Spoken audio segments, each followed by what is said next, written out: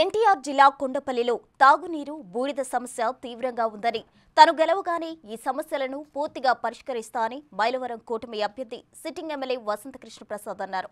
కొండపల్లిలో ఆయన ఎన్నికల ప్రచారం నిర్వహించారు.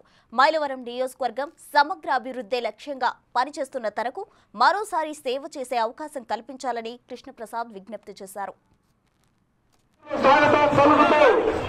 ఆడపడుచులు పలు మేధావిరాలతో ఆత్మీయ స్వాగతం పలుకుతూ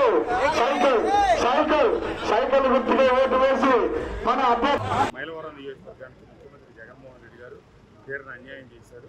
ఇబ్రహీంపట్నం కొండపల్లికి తాగునీరు ఇవ్వలేదు, అట్లాగే గ్రామాలకు తాగునీరు అందించలేదు. మన ప్రాంతానికి ప్రధానమైనటువంటి చిత్రపూడి ఎత్తిపోతల పథకం కూడా ఉద్దేశపూర్వకంగా 5 సంవత్సరాల కాలంలో 500 కోట్లు కూడా కేటాయించకుండా తొక్కిపెట్టారు. అలాగే పక్కనే పొరుగున వస్తున్నటువంటి అమరావతిని ఈ ప్రాంత యువతకి ఉద్యోగ ఉపాధి అవకాశాలు చూపించే అమరావతిని నాశనం చేసి ఈ ప్రాంత ప్రజలందరికీ వాళ్ళ ఆస్తుల విలువలు కోల్పోయే పరిస్థితి కల్పించారు.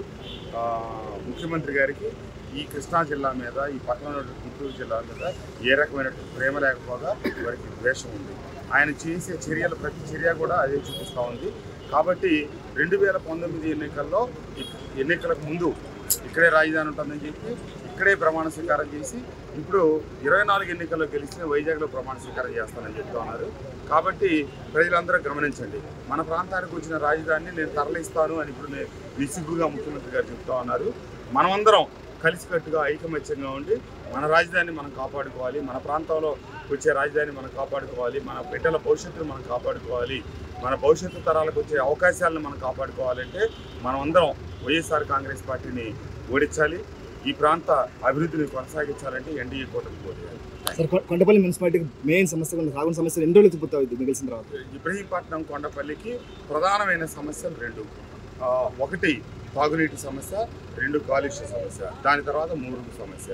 తప్పకుండా నేను చాలా కృషి చేసి 55 కోట్ల ఇంటి కుళాయి కోసం. For more videos like this, subscribe Big TV channel.